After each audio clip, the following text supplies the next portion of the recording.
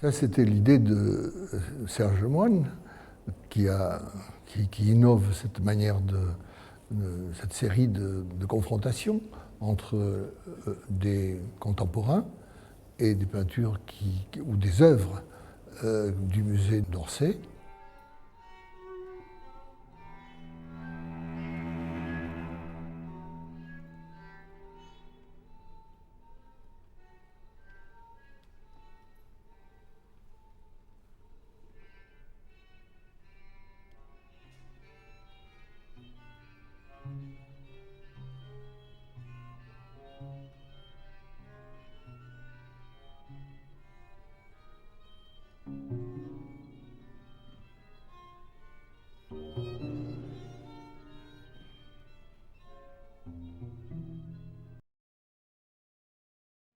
Alors, si j'ai choisi dans ce projet-là des photos de Le Gray, d'abord c'est parce que j'aime Le Gray.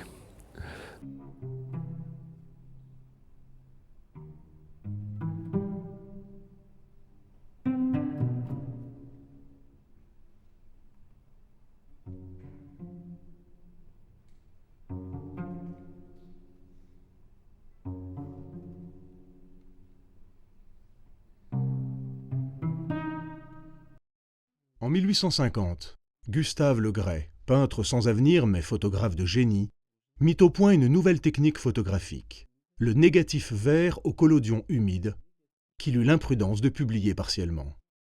Et ce fut l'anglais Frederick Scott Archer qui en prit le brevet.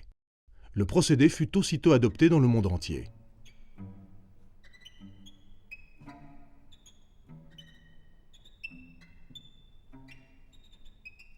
Il était suffisamment rapide pour permettre de reproduire les variations du ciel et l'agitation de la mer, chacun avec son temps de pause différent.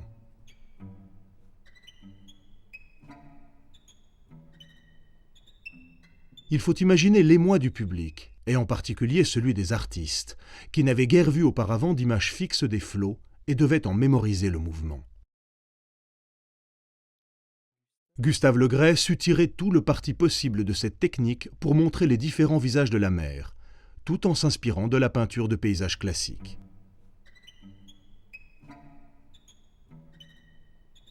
En 2 ans, le photographe exécuta une trentaine de marines sur les bords de la Méditerranée, près de Sète, et en Normandie.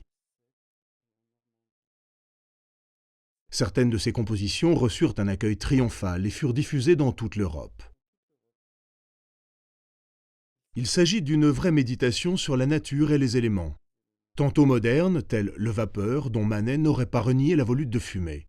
Pour conserver ce motif central de la composition, Le Gray a dû sacrifier la traduction du ciel qui était surexposée et qu'il a habilement maquillé de rehauts de gouache sur négatif.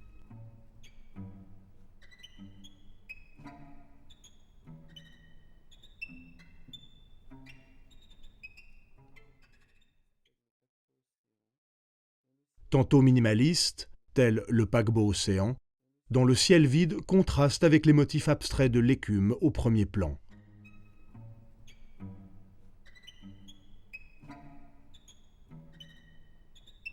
Tantôt à la croisée du romantisme et de la sensibilité pré-impressionniste, tel l'effet de soleil dans les nuages océans. Afin d'obtenir ici une même richesse dans le ciel et les flots, Le Gray a utilisé un procédé auquel il a souvent eu recours dans ses marines, consistant à tirer 2 négatifs différents en une seule épreuve.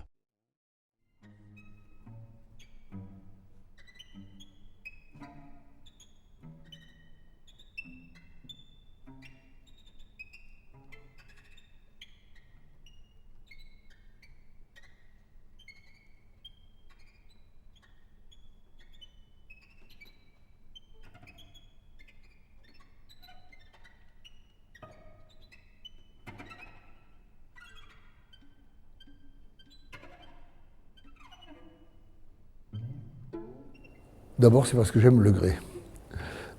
Et puis parce que je trouvais que c'était peut-être plus significatif de la distance qui sépare la photographie de la peinture en général. Il y a un fossé, en tout cas, qui sépare cet art-là de la peinture figurative de son époque. Et pourtant, la photographie et la peinture classique ont en commun la représentation. On sait que c'est un paysage de mer, on sait que c'est bon, comme dans les peintures.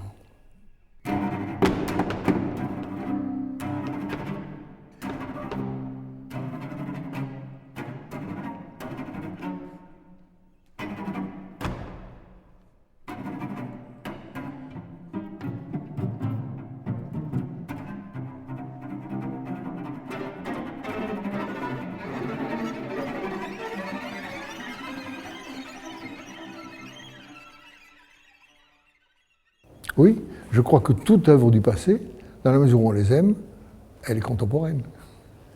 Hein, il ne faut pas oublier ça. Quand nous regardons avec ce que nous sommes, et ce que nous sommes est fait du monde dans lequel on vit, de notre personnalité, qui est différente pour chaque individu, c'est toujours comme ça. Et si on aime une œuvre du passé, c'est qu'elle est présente pour le contemporain que nous sommes.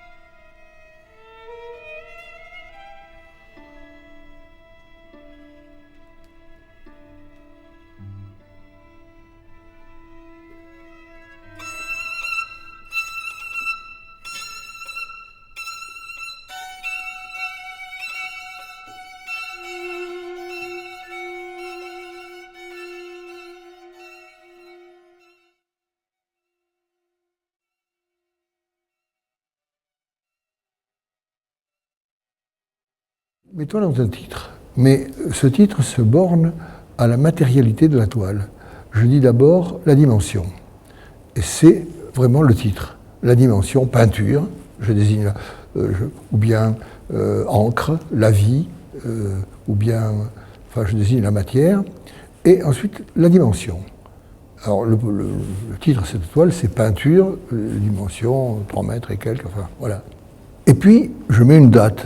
Mais la date n'est là que pour différencier deux dimensions différentes. Hein. Mais elle fait partie du titre. C'est ça le titre.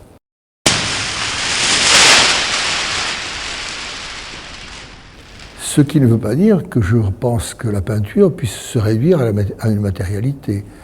La peinture, c'est toujours une relation entre un homme qui l'a faite, puisqu'on sait que c'est un artefact, que c'est un homme qui a fait ça, l'objet qu'elle est, avec toute sa matérialité, et celui qui la regarde.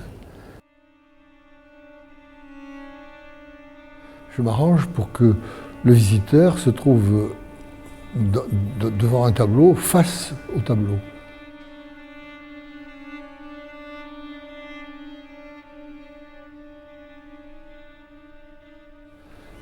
Et quand on crée une linéarité par un accrochage classique, on induit un sens.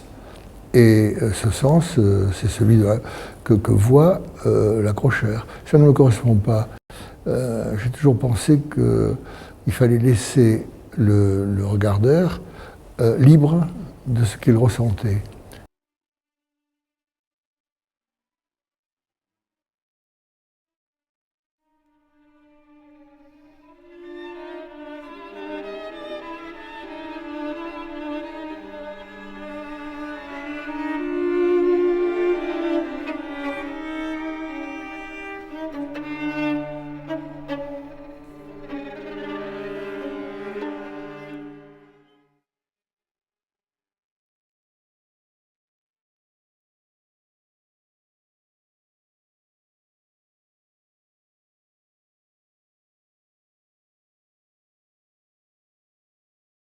Ben, l'outil, c'est triple.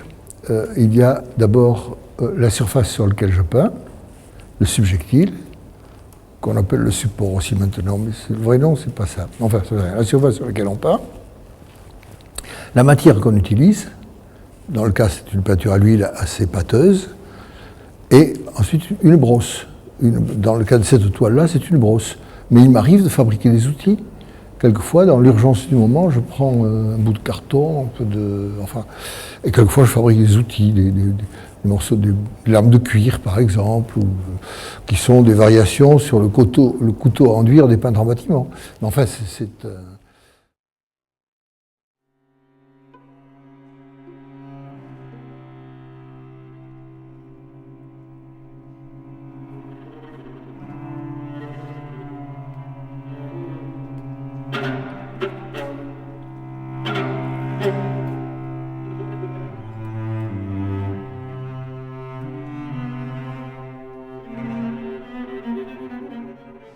Voilà, alors voilà les photos de Legret. Voilà. Alors, donc, en fonction de ton tableau qu'on va installer ici, on met une photo ici, et où est-ce qu'on met les autres? Ou les deux là, ils vont rentrer, non? Ou une ici et deux là? Moi, je pense une ici. Oui. Hein, une ici et deux là. Voilà. Ou comme ça. Et surtout du traitement de la lumière. C'est elle qui se retrouve dans le tableau de Pierre Soulages, traitée à sa façon, c'est-à-dire en jouant sur sa réflexion.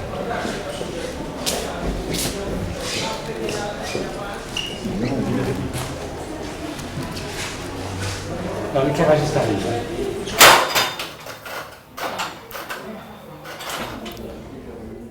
Mettez-le droit, le plus droit possible. Non, c'est trop ici. Là c'est un maximum. Hein. Il y a une ombre là. Quand on arrive, ça va là, non? Oui. Et alors là. Un peu plus vers la toile quand même. Un peu plus vers la toile. C'est pas celui-là là-bas qui nous embête. À peine. Là. Non, encore un peu. Celui-ci. Encore un peu. Encore. Encore. Si elle essayait de mettre davantage de puissance, d'intensité, enfin, de clarté, des deux côtés. Écoutez, on va la laisser comme sur ça. Le mur. Laissez-le comme ça. Uniquement sur le mur. Non, laissez-le comme ça pour le moment. Hein? Casser cette ombre, peut-être que ça fera accepter ça, on verra. Et de toute façon, si ça n'accepte pas, on baissera le maximum. Au lieu de mettre 30%, on mettra 20 ou 10. Mais c'est pas mal, hein, comme ça. Il faut que ce soit très clair là, pour que ça paraisse sombre et quand même... Mais c'est pas mal comme ça.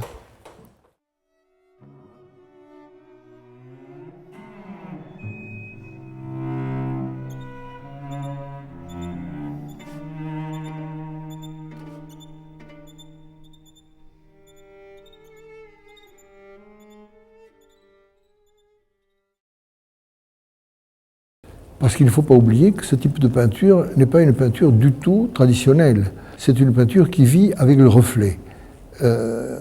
Qu'est-ce que ça veut dire? Ça veut dire que l'endroit où vous vous trouvez, c'est la lumière qui vient de la toile vers vous. C'est une lumière qui est renvoyée par la toile. Pas simplement, c'est pas une réflexion comme le ferait un miroir. C'est une lumière qui est renvoyée, certes, mais qui est modifiée, transmutée, j'ai envie de dire, par le fait que c'est une couleur noire qui la renvoie. Mais enfin, c'est une lumière qui vient de la toile vers vous qui regardez. Par conséquent, l'espace de la toile est devant la toile. Et ça, c'est nouveau. Jusqu'à présent, l'espace de la toile du tableau était sur le tableau, ou bien au-delà même du tableau, quand il s'agissait de la perspective, de creuser le mur. Et là, c'est le contraire, il est devant. C'est un rapport à l'espace nouveau et différent. Par ailleurs, si la toile se modifie quand vous vous déplacez devant, à chaque point où vous vous trouvez, vous la voyez à l'instant même où vous la voyez telle qu'elle est. On peut dire qu'elle est devant vous dans l'instant de votre regard, puisque si vous changez de place, c'est pas la même. C'est un rapport au temps nouveau et différent. Voilà.